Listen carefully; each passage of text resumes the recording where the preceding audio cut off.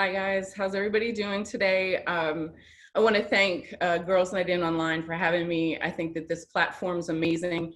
If you guys listened yesterday, my friend Jennifer King, I thought it was very valuable.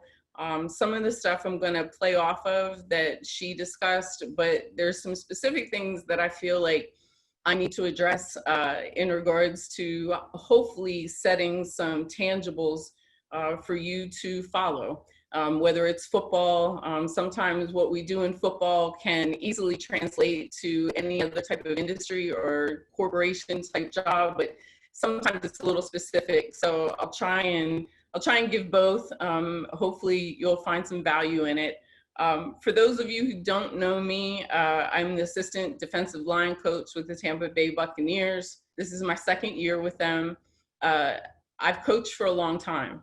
And I think one of the things that I want you to be able to realize is that the people that you see in the media right now in coaching, Katie, Jen King, myself, Callie, you're seeing the end result, right? So you're seeing something that each of us had a journey to accomplish, to get here.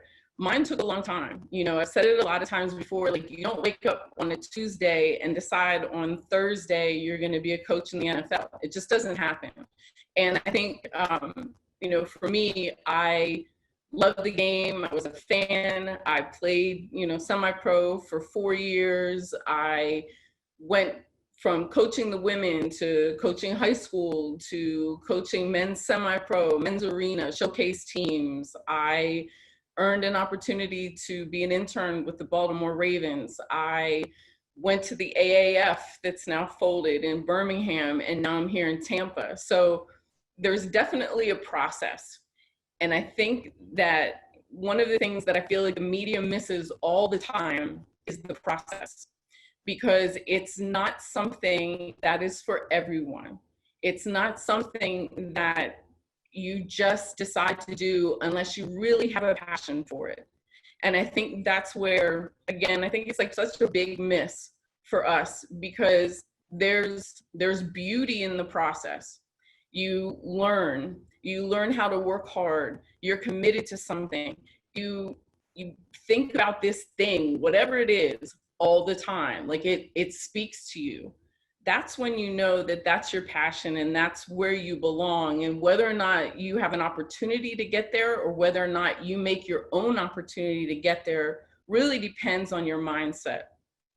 Before this call started, we were talking a little bit about phrases that I feel for all of us have no purpose and no use anymore.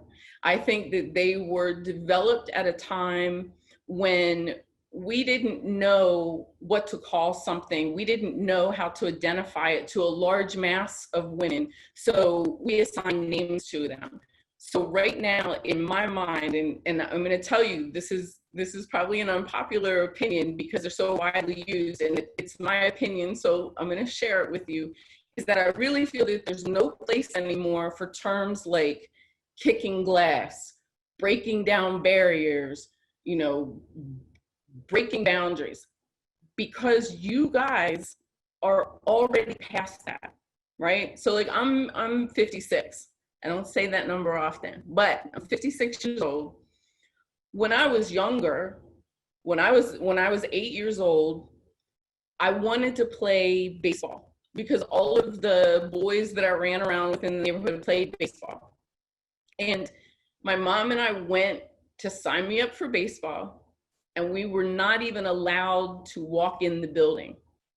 There's not many women that are in the contemporary age that have experienced things like that.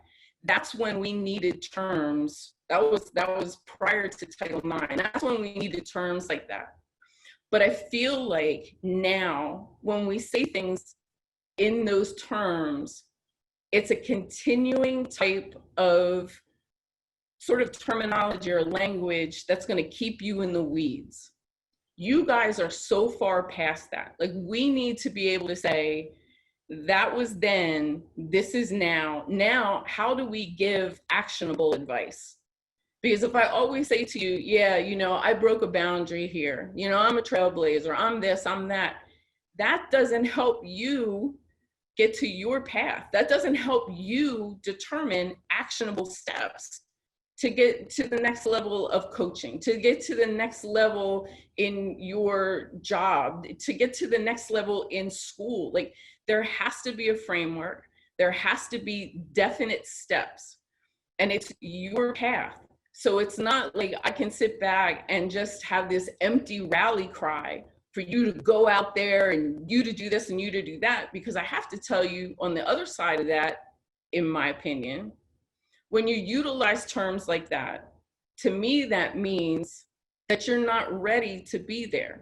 If you have to say that you have to kick down a door to get to where you want to be, in my mind, that means you're forcing your way into some place that maybe you're not ready to be yet. Maybe you really just don't belong there yet. So why not work hard? Why not dedicate yourself to becoming super educated in whatever it is, whatever field, whatever study, whatever occupation that you're in, and walk to that door yourself and open it.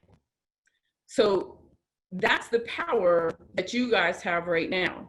That's getting yourself out of the weeds of an outdated type of mentality that you have to do something by force to get there. You're better than that. You all have promise and potential to get yourselves where you want to be without having to use terminology that has absolutely no strength or value anymore.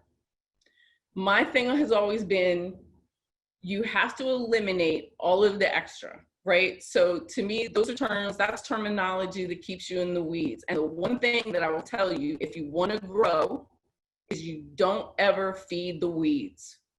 I'm going to try so hard not to swear, because I know there's a young girl on here that I'm a coach. Hi, Evie, if you're signed up, I'm going to try so hard. Don't feed the effing weeds, ever, right? Don't give energy, don't give time, don't give attention to things that are going to keep you in one place, right?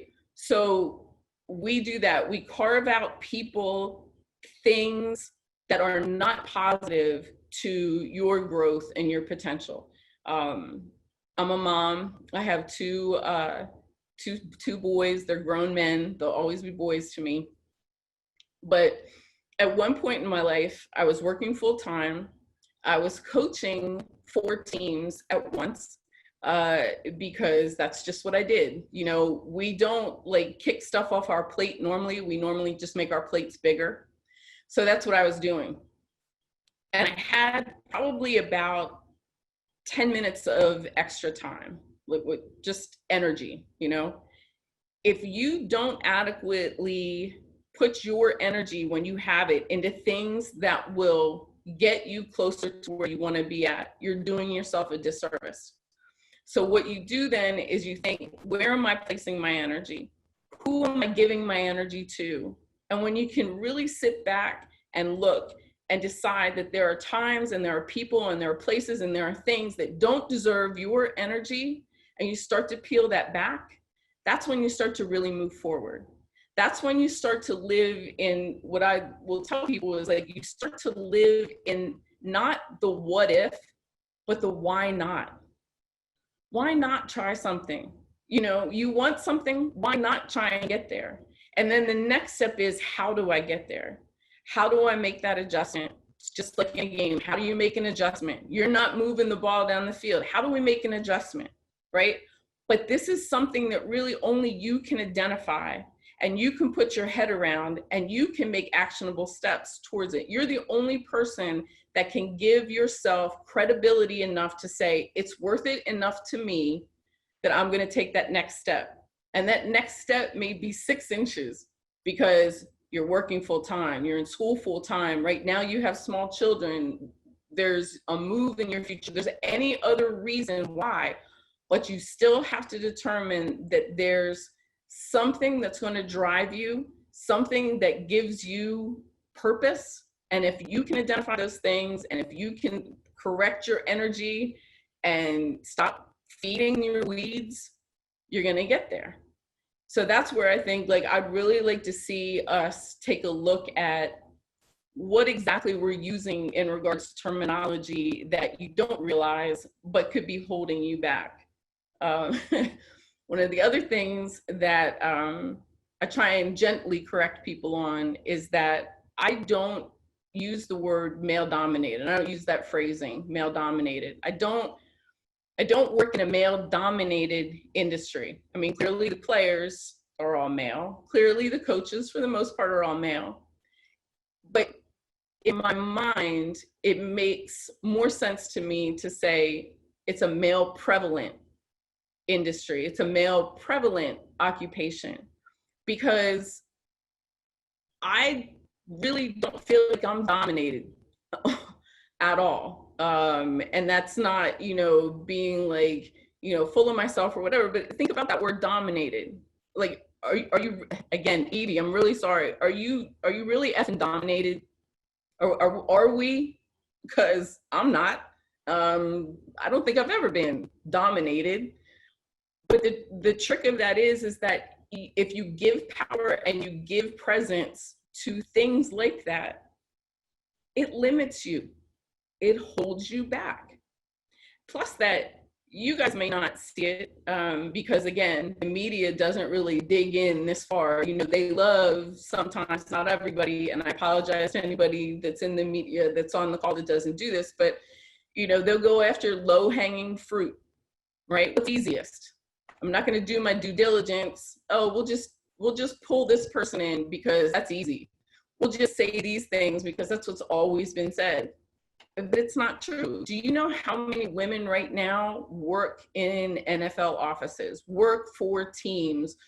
Hundreds of women. At the Tampa-Bay facility, there are so many women that you guys never get a chance to see or to understand how much they put in and how much time and effort that every day to make that franchise work, to make the business side work, to make the training side work. It's not a male-dominated industry. There are a lot of women there. And I would say that, given the numbers, I have no idea, if we're at half and half, but just understand the power of where your thinking's at and how you incorporate some of the terms that have become so common and so, like, pushed around, that we're just automatically just spitting them back out. There's so much progress that's been made. I don't feel as though that's an area that you need to compromise on, right? I don't feel as though you need to take on a garment that was when I was a younger kid. Like, I feel like you guys are so much better than that. I've seen and I've spoken to women's teams, and just recently, hi Tanya, I see you. I was invited to come up and speak to the Baltimore and the Boston women's team for a joint practice. And it's incredible to see where I sat, I have to do math, 16 years ago, and see the promise and the potential and the energy in that room. It's the same thing when we go to the forums that Sam Rappaport puts together, and you see it and it's tangible, like the energy you feel is tangible. Why in the world would you then take something that's outdated and cumbersome and just going to drag you down and assign that to where you're at? It just doesn't make sense to me. I feel as though it's more than just a mentality. Obviously, the mental side of it is a big part of football. The mental game is there, but I just feel like if there are things you want to do, and again, coaching, it's an opportunity that's there. It's going to take a while, but you have to be able to commit to knowing that it's, like I said, it's a process in the beginning, and it's a lot of hard work. To touch on that side, to give you guys some insight, I mean, there were days when I would leave work, I would drive 3.5 hours to practice in Virginia. I was from Harrisburg, Pennsylvania, but I would drive to a semi-pro practice, and we'd practice for a couple of hours, and I'd get back in my car and I'd drive back home and I'd get up for work the next day. And, you know, it's just those kind of things were like on repeat. I never coached a team. Oh, I coached one team in Harrisburg. I had one team that was like a 15-minute drive, but, you know, there were times where I was coming and going, and, you know, I still had to work. At that point, my kids were older, and other people would look at it and they were like, I don't understand how you kept up that schedule. I don't understand, you know, there's a lot of like, I just don't understand. It's hard to explain to people sometimes, even close friends, why you're doing what you're doing and the amount of work and the time and the effort that goes into it. But it never one time felt like it was a burden to me. So, you know, that's when I knew that this was something that I really had to pursue and had to do. And I couldn't have done it when my kids were younger. You know, I've had a lot of questions, you know, from aspiring coaches or scouts or people in ops. There really is a time and a place, and it feels so frustrating because you understand where your priorities need to be, but there's that thing that's just burning that you just want to do so badly.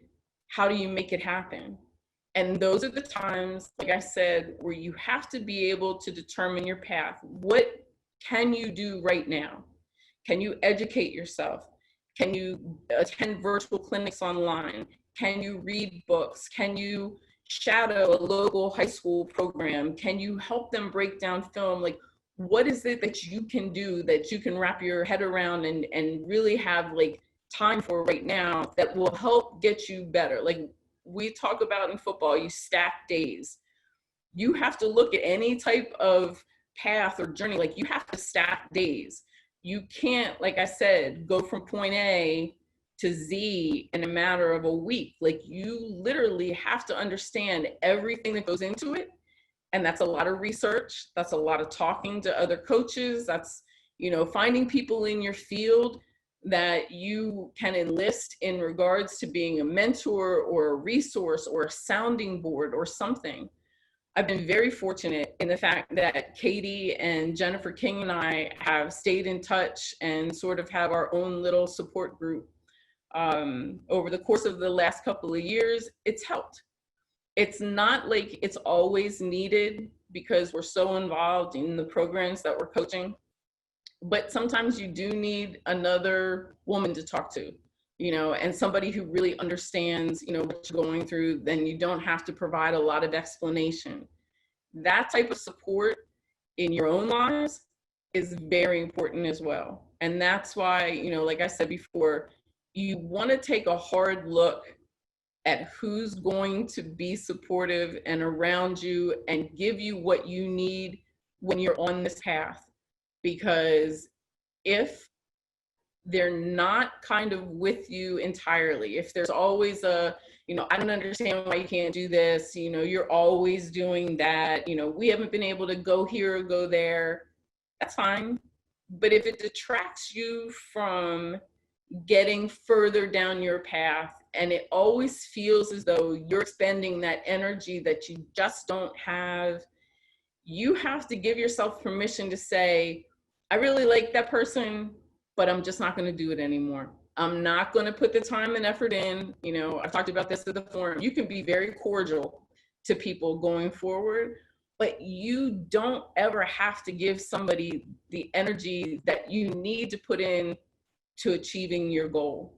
Because this type of path where I'm at right now, it's an all-in proposition. You know, like I said, I'm very lucky that my kids are older. Because they understand it, but yet and still, they're my distinct priority. They are my why. That's, you know, if anything drives me forward, they're it. And speaking of that, just really quickly, any tips that you guys give, obviously, are much appreciated. However, I want to tell you why I'm going to be donating a good portion of them to the PA Center for Adapted Sports. I don't talk about this often, so hopefully I can get through it. But they are an amazing organization based in Philadelphia. Um, they will, they have programs for people with physical limitations, and it goes from children through adults. They're based right on Boathouse Row. So as you can imagine, there have been programs in the past that have crew opportunities, you know, to get everybody out on the water. My son Alex was part of their program when he was a young boy, up until he was a teenager, adaptive skiing up in the Poconos. And I really feel as though, you know, when sports become part of any type of program that helps give people a better sense of self and self-worth, and takes away that type of, you know, label or stigma for people that are battling, you know, either a physical disease or have been born a certain way, I'm all for it. And they're wonderful people, and I just wanted to put that out there, that that's the reason why I've chosen to give them a little bit of my time, and obviously of any of the donations today. So I see that there's a lot of questions coming in. I don't know if we want to start to go to questions a while. Sure, there are a lot, and I know we're pressed for time, so I'll do my best with you on this. So I'm starting at the bottom here. Somebody wants to know if you have a suggestion for what they can write in an application for coaching internship Sure. So here's what I'll tell you about internships. I think that they're absolutely necessary, because you don't know what you don't know. And I think my internship with Baltimore was so valuable because it set me up for the opportunity with the AAF and the NFL. And the one thing that was very curious to me, but everything is done the same way for the most part. Like, you get to see the framework within the organization. So I would absolutely list the fact that, you know, nothing is beneath you in regards to, you know, what type of duties that you'll be asked to do. You have a very strong work ethic. You don't mind working long hours. You don't mind learning a various amount of tasks or things. You're not locked in. You know, you never want to come across, especially in an internship, where you're just going to say, I just want to work with this particular unit, if that's for a football position. But be very open to wherever they can use you. You would be more than happy to give your full attention and effort. Okay. And somebody wants to know, what age do you think you can branch away from motherhood to focus more on career? Yeah, I don't think I don't think there is an age. I don't think you ever really branch away from motherhood at all. I think that you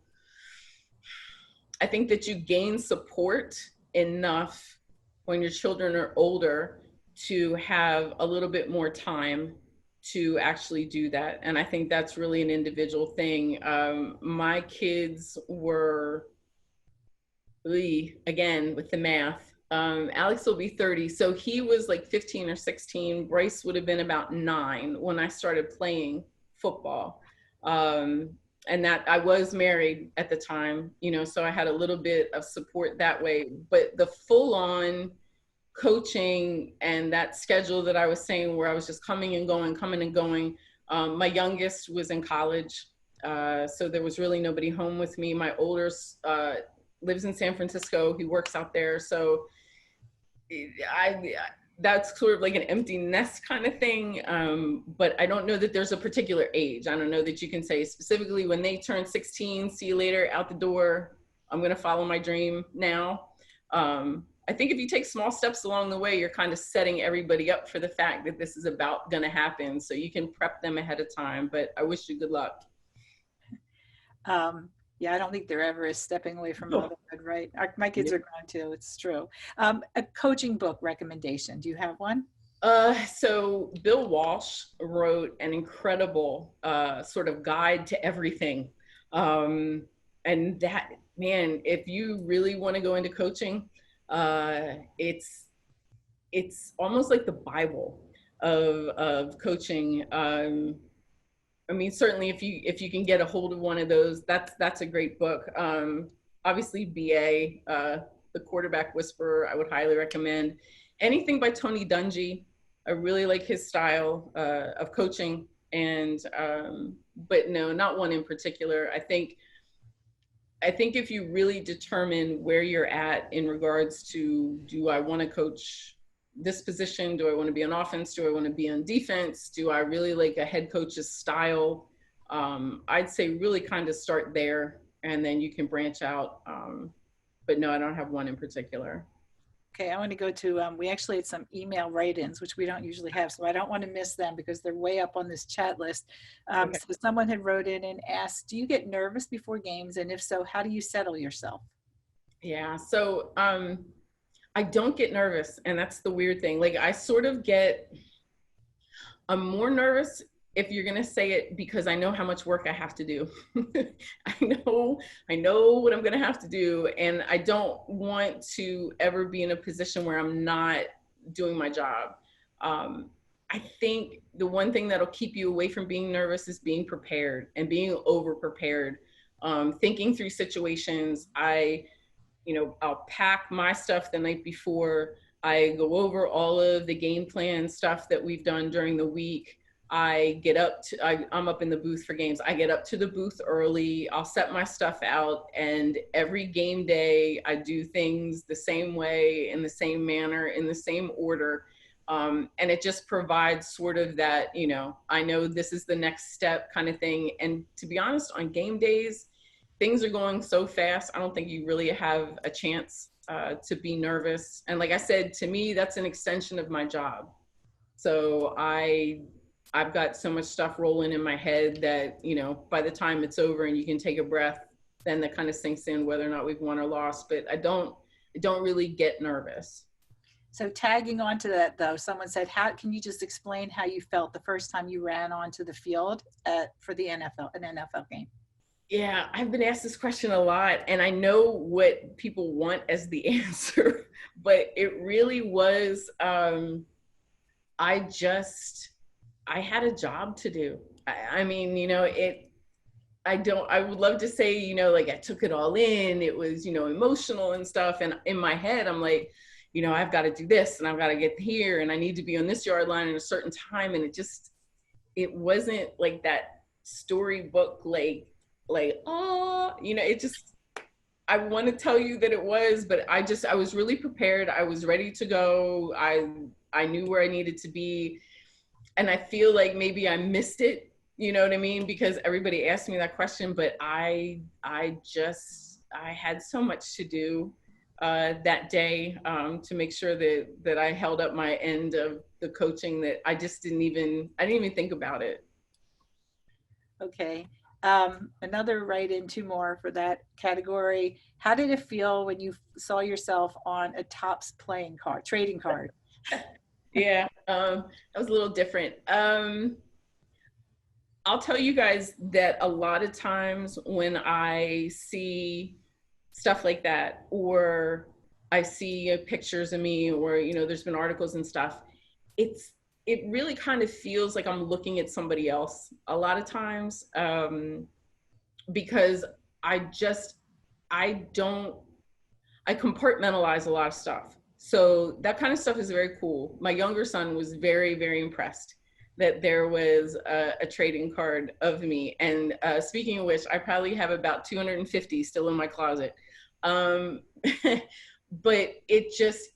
there are moments that are a little bit surreal because I don't know if you guys will understand this. If you go to your office every day, you see the same people, you sit like in the same work area, you go to lunch, you see the same people, it becomes sort of like a little microcosm, right? So that's what we do. I see the same people every day. I sit in the same area, I go to the same meetings. You kind of lose sight of how large this thing is. So when I saw it, it was a little bit surreal. Fair enough. I would have at least 250 in my closet as well. It's because nobody wants them. Oh, I don't think I so. have a box of them. I Hi, think Sherry. I see you, Trobes. I got you. there's plenty of people on this call right now that'd be really happy to have one. Okay, Okay. so Gotcha. here we go. The last write-in. Injuries play a big part in today's sports. What are the biggest challenges for coaches mentally and physically when working with a player who just came back from an injury? Yeah, I mean, we've been so blessed to have one of the best training staffs, and one of my colleagues, MJ, was the other woman that was hired when I was hired, and the prep and the care and the observation that those athletes go through, if it's just a little ding or if it's a major injury, is incredible. We are not given that player back until they're absolutely 100%. So, as you can imagine, it's something it's a management process. If a player can't go, if he's a critical position, we need to know that, it's a next man up kind of industry. We have to have that next person ready. We have to plug and play. And, when the player comes back through, you integrate them back in, depending on the scheme, as quickly as you can. But this is not a league. It's not a situation where you can sit around and wait. You got to go, and we just have to make sure that we have everybody coached up to get them in and keep it rolling. Okay, this is coming in a couple of times from one person. So, okay, Robert, here you go. When you talk about not feeding the weeds, how do you recognize those weeds? Yeah, it's hard. It's hard because I know my days are a blur. I know when I was working full time and raising kids and, doing all their activities, my life was a blur. And I think I'm a big proponent of lists. So I feel as though if you could take the time to, even just a day, I think sometimes a week is overwhelming. Write down everything during the course of a day that you've given your energy to, and really look at it, and see, how many things that you've taken on, or you've taken responsibility for, or you are the lead on, that possibly you really don't need to assume responsibility for. Because I feel like I said earlier, a lot of us, and I know there's been times when I'm really bad at this, you don't shove stuff off your plate, you make your plate bigger. And that can drive you absolutely crazy. And you don't understand that you're doing it until you're overwhelmed. And you don't understand like this feeling of like, I have to do this. Like, I love my friend Mary Pratt, and she's probably on the call right now. I love her to death. She can't sit still. She cannot sit on a sofa because there's always something to do, right? Like, oh, well, we got to do this, and we're gonna go paint this room. I've never seen anybody paint the way Mary Pratt paints, but it's like there's just this ongoing like motor. Like I have to do something. And to be able to internalize and say I really don't need to do that right now is when I think you start putting kind of self-care and self-awareness ahead of activity, right? So like we'll always say like activity is not productivity. You really have to be super cognizant of how valuable your time is, how valuable you are first, and then how valuable your time is. Like if your time and your energy is money, why are you investing that in things that are not giving you a positive return? Like you would never take a handful of money and throw it down a hole. When you take your time and energy and you give it to things that don't give back, that's not okay, right? Like be more cognizant, really take care of your investment. Like you are you. And to me, like at the end of the day, you're the only person that can self-correct. You can't wait for somebody else to tell you. You can't wait for, somebody to come, offer you things. Like you can't sit back and wait. You have to be able to be the one that self-directs your path and your opportunities and open your own door. You got to open your own doors. I'm a big believer in that. Okay, so we have a grandmom on here that wants to know what age can she encourage her granddaughter to start playing football? With colleges now, starting the girls or the women's flag football at the college level and making it, a scholarship sport, which I think is incredible. I think that you're going to see a lot more girls playing. I know that there's programs all over, obviously, where we've seen girls sprinkled in at the youth level. I would say it's going to be safety first. You don't want to just pick any program and let them play. That's a tough one. I think that's going to be an individual decision. And I would do a lot of research in regards to the equipment and the team, and if they're fundamentally based, and coaches that are really going to embrace the fact that she's just an athlete and not that she's a little girl playing football. Okay, and I know you're really tight for time, so I am so sorry, everybody, but we're going to just have two more, and I apologize for anyone that I had to miss. Okay, so I think you might know this person. I'm not sure just from the way it's written. Sherry DeMario, first of all, Coach Lowe, miss you. How do we get women's full contact football more recognized and the players paid, in your opinion? So hi, Trubs. Trubs and I played together years and years ago, and it's come so far forward in women's football. Tanya's on the line. She's the owner of Baltimore. It really depends on the market, right? In Harrisburg, it was a smaller market compared to Baltimore. Businesses have to recognize that this is something that they could get something from, from an endorsement standpoint. At the end of the day, big picture, again, my opinion, I don't see a paying women's league being successful unless it's directly affiliated to the NFL, unless teams develop a sister team and fund it and support it and possibly play double headers.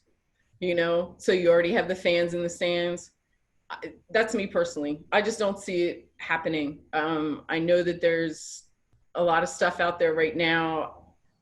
We've come from the school where we're super cynical about, when new things kick off, and I think it's going to have to be NFL involvement to make it viable and sustainable. Okay, a couple people were asking this. I answered in the chat, so I just want to make sure they saw it, what your Twitter handle is, and I found you at Coach Locust. So It's in the chat. You can find her on Twitter. And obviously reiterating it, posted in the chat, and it will come in the follow-up email, the charity that Lori mentioned. But I think this is actually a really good one to end on, because I know I promised you we'd get you off of here. So, and because there's so many questions, I hope you will also come back another time. But I love you. Here's the question. I love your messages. There's so many cliches that people repeat, and it's easy to focus on the perceived disadvantages of being a female in a male prevalent field. What would you say is an advantage of being a female in a male prevalent field, and we can focus on the upside? Yeah. I will tell you that it doesn't matter age or not. I feel like women have this inherent strength that we're born with. And I really kind of stay away from the whole men versus women thing. But there are times when guys will open up to me and talk about things that they may not go to the male coaches with. It's not something I pursue, but I think it's because I'm a mom. I think it's because I'm older, and they know that, I've been through a lot to get here. Some of it resonates, to them, and they feel like a comfort level. I don't know that I would say anything beyond that, because I do my best to not stand out and to work just like any other coach. I do my best to be just viewed as a coach and not a woman coach, if that makes sense to you guys, because again, I feel like we're assigning labels to things that are not needed. Listen, I'm probably not like the most appealing person when I walk in the morning to the offices at 5:30. I think probably I scare half of the staff sometimes, but it's still kind of clear I'm a woman, you know, even when I look like who did it and ran. But I don't have to announce that all the time. And I think that we just bring a different perspective to the game, and we bring, you know, something. Every coach has their own style. We just have our own styles.